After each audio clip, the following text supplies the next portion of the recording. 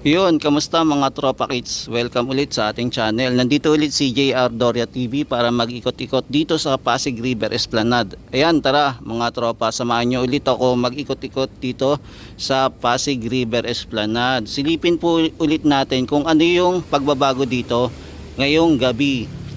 Ngayon po ay October 8, 2024. Ayan, bago tayo magsimula, kamustahin ko muna yung ating mga tropa dyan, mga suporta. Maraming salamat po sa inyo sa walang sawang pagsuporta kay JR Doria TV, maging sa Luzon, Visayas at Mindanao at maging sa ibang bansa. Ayan, ingat-ingat po kayo lagi at God bless po. Ayan, pagpalain po tayo ng ating may kapal. Ayan, at saka good health po lagi.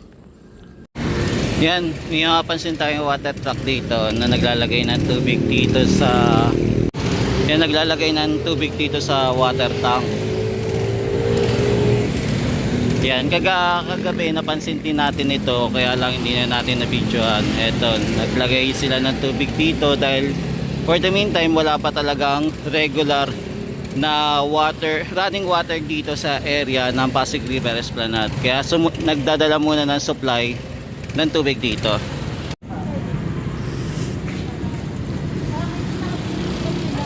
Yan, napansin natin sobrang kintab ng cobblestone ngayon, no? Ano to, parang winox kintab. Ito ba yung concrete waterproofing? Ito ba yung concrete waterproofing? Sobrang kintab niya eh. Ganda. Buhay na buhay yung mga bato.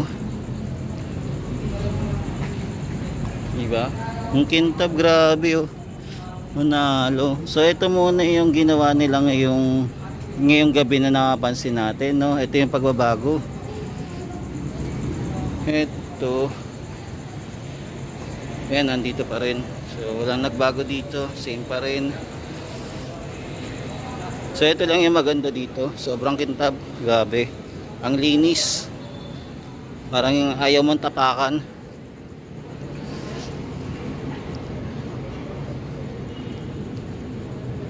Yan, hanggang dito yung ginawa nila, pinakintab nila, no? Galing. Tapos dito naman sa ramp, wala pa tayong update kung kailan gagawin itong ramp, kaya abang-abangan na lang natin kung kailan nila gagawin. Total, araw-araw naman tayo pumupunta dito. Tapos balikan na lang natin mga tropa kids. Yan, tara, ikot-ikot muna tayo ulit sa Pasig River Esplanade.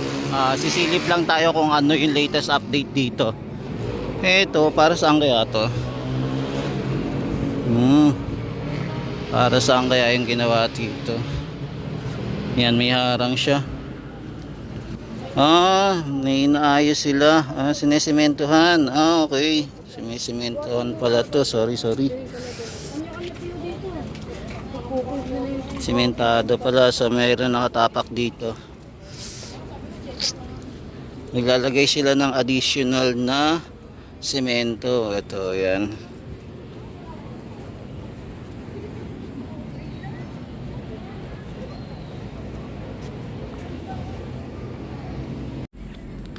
Yan, kung mapapansin natin, yung cobblestone dito, same pa rin. So, hindi pa rin napapakintab po. Yung semento niya, halos same pa rin. Pero kompleto na po sila. Maging dito din po, kompleto na rin. Na sementohan na rin po. Dito po, may gagawin po ata. Yan. Ito kung gagayahin din po ata yung dito banda, yung katulad nyo, no, kung gagayahin. Yan, abangan natin kung parehas yung gagawin dito din sa pader na to. Yan, etong stairway papunta sa Binondo Intramuros, as of now sarado pa rin po. So wala pa rin po makakapasok dahil tuloy-tuloy pa rin ang pagtatrabaho dito sa area. Yan, kung mapapansin naman po natin yung pailaw dito, binago na nila. Kumbaga inurong na nila. Hindi na po dito banda sa kabila. So binago nila yung ano ba yan tawag? Yung forma, ayan, binago na nila yung forma, mukhang sentro na kung makapansin natin, di ba? Sentro na yung area. So etong nasa gilid tatakpan nila, so panibagong butas na naman sila. Ayan, para papunta dito yung ilaw. Pero yung mga tubo, yung mapapansin natin, hindi na po nila mababago. So same pa rin, iurong lang nila etong lagayan ng ilaw. Yan, inurong na lang nila kasi no choice na sila. Kasi kung babaguhin lahat yan, babasagin po yung hagdanan pa. So panibagong semento na naman ang kakalabasan yan. Eto na, dito naman po bandang sa baluster, yung hawakan niya at yung pinakababa yung wall. Pinakainis na nila, makinis to. Ayan oh. Makinis na, kininis na nila. Ang ganda na oh. Wow, ang kinis. Tapos dito may lagusan dito banda. Ano kaya ang gagawin nila dito, no? May lagusan eh. Ayan. Tapos yun. Yan, tinanggal na din nila yung mga layout o ano ba tawag dyan. Yan yung forma, tinanggal na nila. Yung nag-aalalay sa simento. Tapos ito mga vandalism pala to, mga dati na pala yan. Before meron na pala talaga yan. So ito na yung tsura, ang ganda na. Ang kinis na lang yung hawakan. At saka itong dito yung wall dito sa baba. Yan, makinis na siya. Ito yung hawakan no. Diba? Pag hindi ito okay na. Yan, hindi lang tayo makakaakyat sa taas. Yan, lakad-lakad muna tayo, pasok tayo sa pinakagitna. Silipin natin kung ano yung pagbabago doon sa gitna. Yan, kung may makapansin tayo, panibagong nagpipictorial na naman. Ayan na, pipictorial si ate. Yan, ganda niya. Panibagong pictorial, ano kaya meron?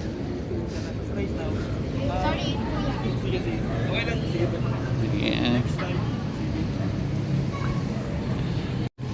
Tapos dito may mga tindahan din dito kung gusto niyo bumili.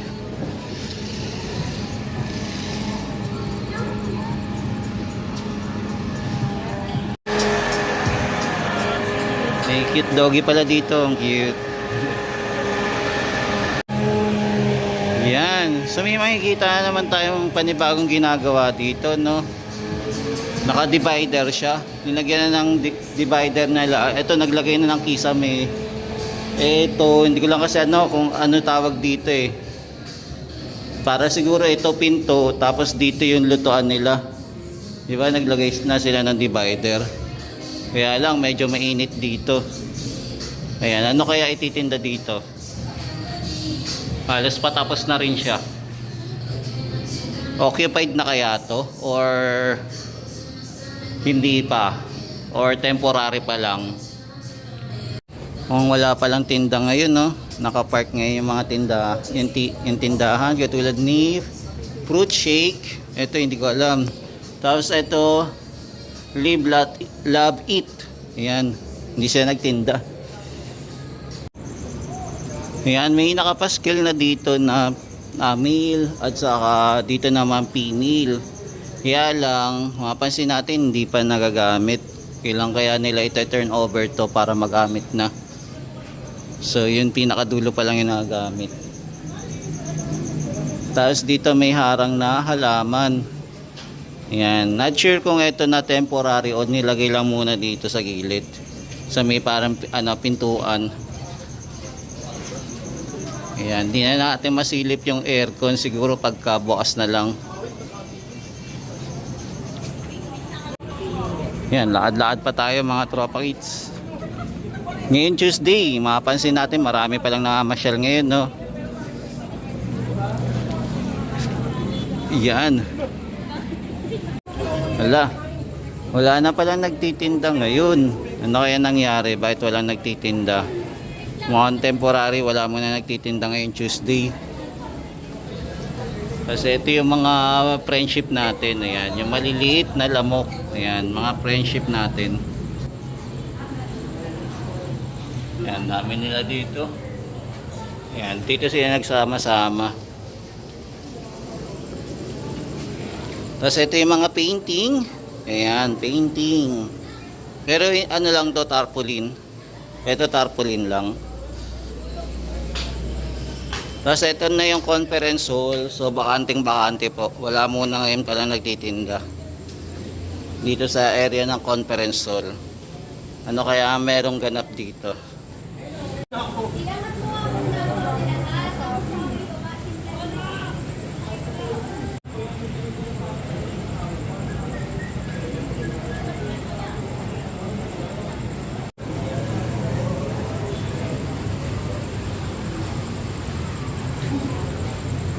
Yan, kung mapapansin natin, marami din namamasyal ngayong Tuesday, October 8.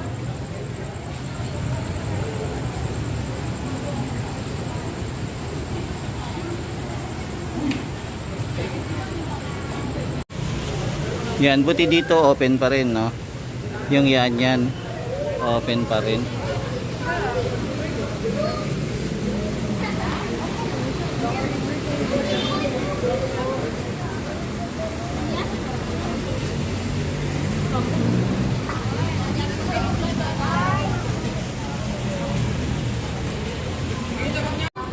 Yan yung barbecue pala dito open, no? Pati yung Brew Point at saka tong Sizzling. Ayan, open din. May yempo na sila at saka 3 pieces pork barbecue serving rice, diba? So ito yung latest dito ngayon sa kainan ng Brew Point. Ayan.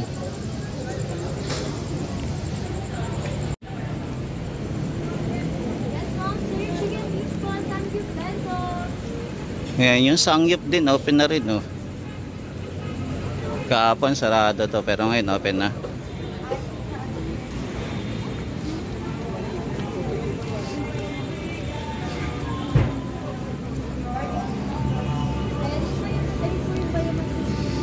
Ito, dito rin open. Tapos yung Dimes open na naman. Available na naman sila. So yan, marami ulit nagpa-picture.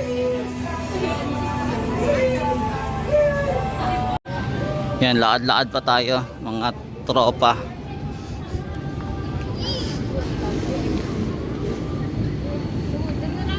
Yan, dito na tayo banda sa may hagdanan naman.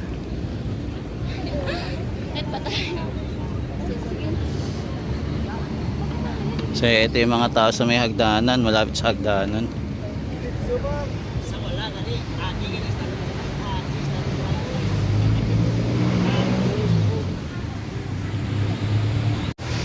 Yan, silipin naman natin yung roof deck kung ano na yung pinagbago dito.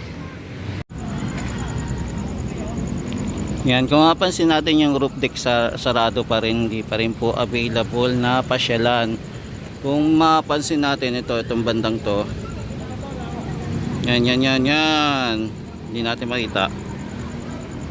Yan, may mapapansin tayo nakalatag na steel matting. Kaya lang, hindi pa rin ngayon nasesementohan. Kaya silip-silipin na lang natin kung kailan nila bubuhusan ito ng semento. Yan, for the meantime, ito muna yung update natin dito sa roof deck. Tapos meron din silang mga lata-lata dito. Baka ito yung lalagyan nila ng tubig. Yan, kamustahin naman natin yung halaman dito malapit sa ramp. Yan.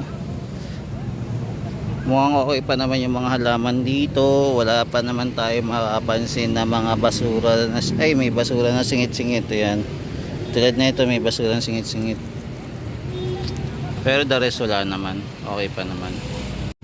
Yan, sa mga namamasyal dito, makapansin pa rin natin halos ang magkakasama puro ata magjojowa itong mga to. Yan, kung mapapansin natin, puro sila partner. Ayan, pero may mga tropa kiss naman, mga lalaki at saka parehas babae. Ayan. Ayan, sa baba po mapapansin natin yung parking space. Ayan, available po dito sa Pasig River Esplanade papunta po ng Binondo Intramuros Bridge. Kung gusto niyo pong mag-park dito, available po. Mukhang may bayad dito, may nagbabantay. Maging dito din po banda, ayan, may parking space din po dyan.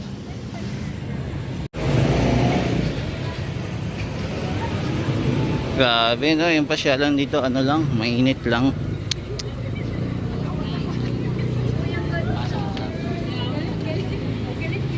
Kahit na open siya, wala kang masyado mararamdaman na hangin dito sa area. Bakit kaya? Bakit kaya mainit dito sa area ng Pasig River Esplanade?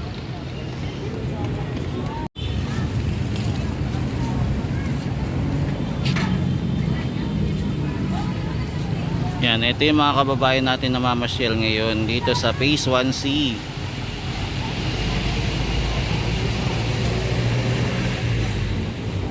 Yan, silip naman tayo doon sa ANB naman para pinali natin bago tayo umuwi. Yan, kung napansin natin yung Jones Bridge naman, so same pa rin, wala pa rin pong pailaw. Yan, baka hindi na to mapalitan. Sa tingin ko, baka yung mag-aayos na to at magpapaganda, baka yung next mayor na.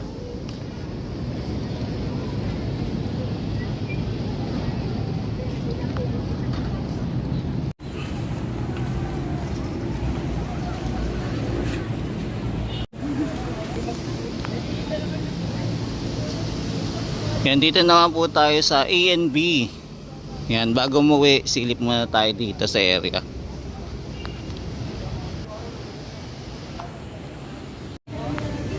Yan, so ito yung update dito sa Pasig River Esplanade ANB.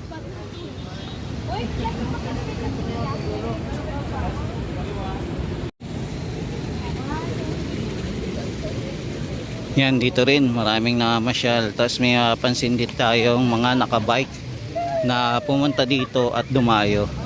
May mapansin din tayo mga senior na namamasyal. Ayan, no? Ayan sila namamasyal dito.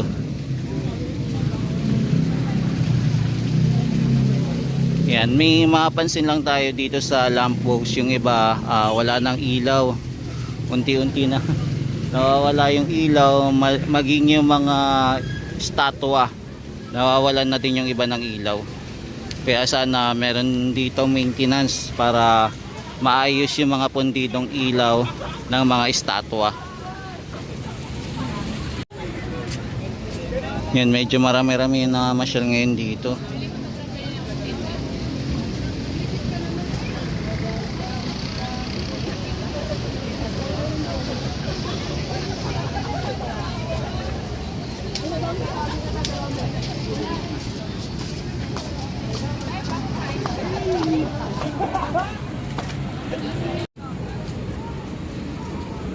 Yan, dito naman grupo-grupo yung namamasyal, oh. Hindi ko lang alam kung mga estudyante to. Tapos maging dito din mga estudyante namamasyal, grupo-grupo.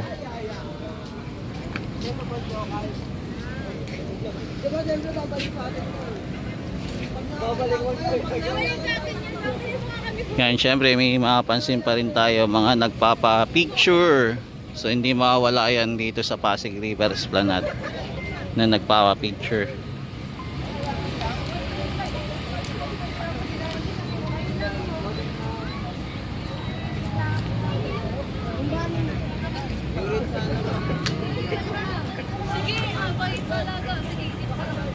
Yan, ito pa rin yung tindahan natin. Kung gusto nyo kumain, meron ditong kainan.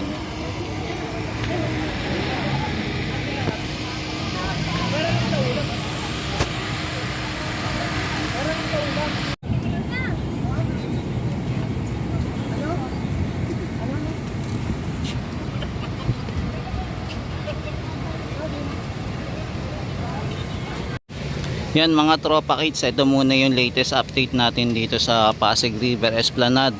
Ayan, naudlot na naman yung ating live ngayong araw na to. Late na naman kasi ako nakalabas, mga 7 PM na. Gusto ko sanang mag live para makachika-chika kayo, kaya lang alanganin na din ako sa oras para umuwi ng bahay. Kaya try natin bukas sana wala nang hadlang sa pagbalik ulit ng live natin bukas. So ito muna yung latest update natin dito mga tropa kits. Hanggang sa muli, kita-kits ulit tayo bukas dito sa Pasig River Esplanade para panibagong update po muli. Ayan, sa mga kababayan natin Luzon, Visayas at Mindanao, ayan, maraming at maging sa ibang bansa po, pagpalain kayo ng may kapal at lagi po mag-iingat at stay healthy po. At salamat sa mga supporter natin. Thank you po sa walang sawang pagsuporta sa akin kay JR Doria TV. Yan, hanggang sa muli po, ingat po kayo lagi. God bless po. Mahalin natin ang Pilipinas. Thank you po. Bye bye.